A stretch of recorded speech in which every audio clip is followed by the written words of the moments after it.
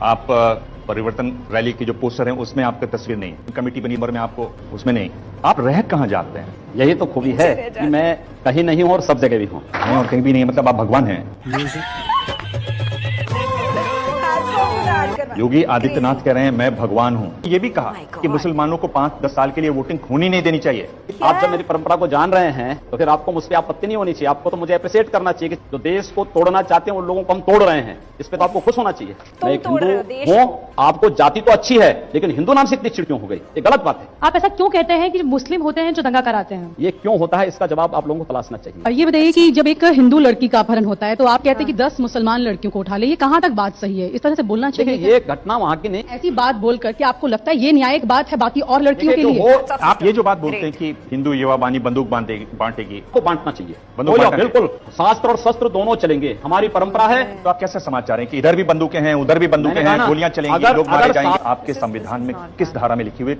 ये संविधान में कहां लिखी गई है कि आप बहुसंख्यक समाज को प्रताड़ित करो, उनका कत्लेआम करो और प्रशासन नपुंसकों की तरह चुपचाप बैठा रहे? ये कहां लिखा गया है? ये कहां लिखा गया है? योगी जी, अगर देखिए आप नाराज हो गए। नाराज नहीं हो रहा हूं मैं। क्या ये जो आप बात कहते हैं हथियार वाली संविधान में कहीं लिखी हुई है? मैं कहता हूं संविधान में कहां लिखा गया कि बहुसंख्यक समाज का कत्लेआम करो? ये कहां लिखा गया है? क्या आप कहां लिखा गया है? क्या आप एक सवाल का जवाब सवाल से देंगे? आपके पास सीधा जवाब नहीं है? मैं इस आपके सवाल ही इस प्रकार के हैं कि उस पर सवाल करना आवश्यक हो जाता है। मतलब मेरे सवाल ऐसे हैं कि आप जवाब नहीं दे पा रहे। जवाब आप आते हैं चुनाव से पहले, चुनाव को हिंदू मुस्लिम गरम करते हैं, थोड़ा उसमें आप अपने डायलॉग लगाते हैं और आप किसी तरह से वोट पाने की कोशिश करते हैं। जो राज्य सरकार जो चरमराती जा रही है,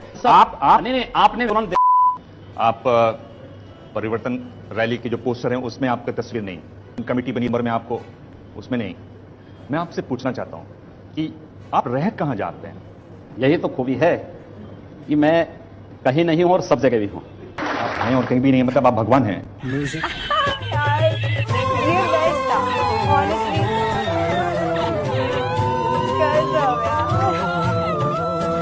मैं सब जगह हूं। मुझे लगता है जो जिस रूप में मानेगा मैं उस जगह वहां पे हूं।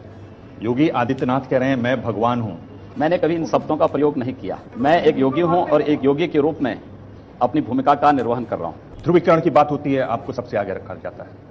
देखिए, खास किस्म की राजनीति चाहिए होती है, आप सबसे पहले आते हैं। आपने कभी आत्ममंथन किया इस पर, कभी आत्मचिंतन किया इस पर? हाँ, मैं गंभीरता से आपसे सवाल पूछता हूं। आत्ममंथन के बाद ही मैं इस बात को बोलता हूं।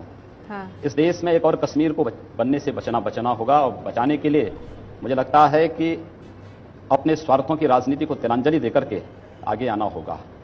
नाथ संप्रदाय का बहुत बड़ा पीठ है, बहुत सम्मानीय पीठ है। इसका आप इतिहास देख लीजिए।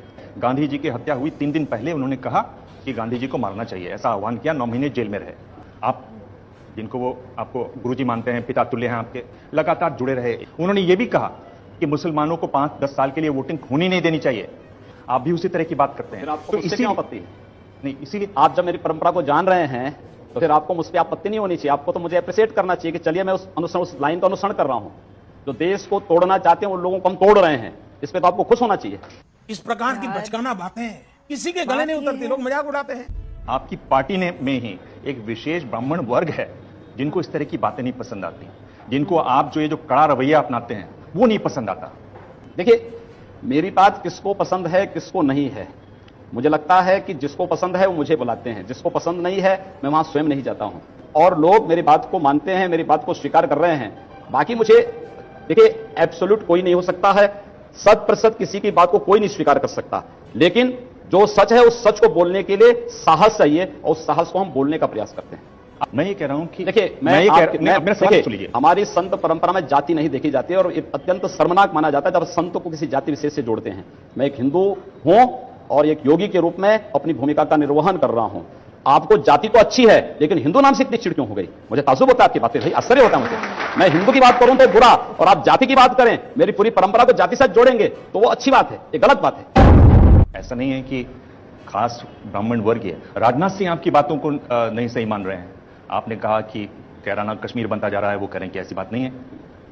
मैंने पूरे क्या कहना चाहेंगे आप राजनाथ सिंह जी को आज? देखिए, राजनाथ सिंह जी हमारे बड़े नेता हैं, उनको जो कहना उन्होंने कहा है, लेकिन मैं इस बात को बोलता हूं, इसकी स्थिति जिस प्रकार से है, मैं जिस तेजी के साथ खराब हुई है, अगर समय रहते उसको नियंत्रित नहीं किया गया। वो भी कह रहे हैं कि हिंदू मुस्लिम नहीं है, ये लॉ एंड ऑर्डर है। राजनाथ सिंह ने कुछ ऐसे, सब लोग आप ही की पार्टी के लोग। ठीक बात है ना, ठीक बात है। ये सब पहले लॉ एंड ऑर्डर की प्रॉब्लम होती है। कश्मीर में पहले लॉ एंड ऑर्डर की प्रॉब्लम हुई थी, बाद में 19 जनवरी 1990 घटित होता है। 19 जनवरी 1990 पे क्यों नहीं चिंतन होता है? क्यों नहीं इस पे चर्चा होती है? 19 जनवरी 1990 के बारे में कोई चर्चा आज तक नहीं हो रही है। कारण है हिंदू मारे गए, हिंदू भगाए गए, हिंदुओं का सामूहिक कत्लेआम होता है। क्या हिंदू इस देश में कहीं एजेंडे में नहीं है? उसका कोई भी आके कत्लेआम कर ले। उत्तर प्रदेश में कश्मीर की इस दुर्भाग्यपूर्ण त्रासदी को होने से बचाना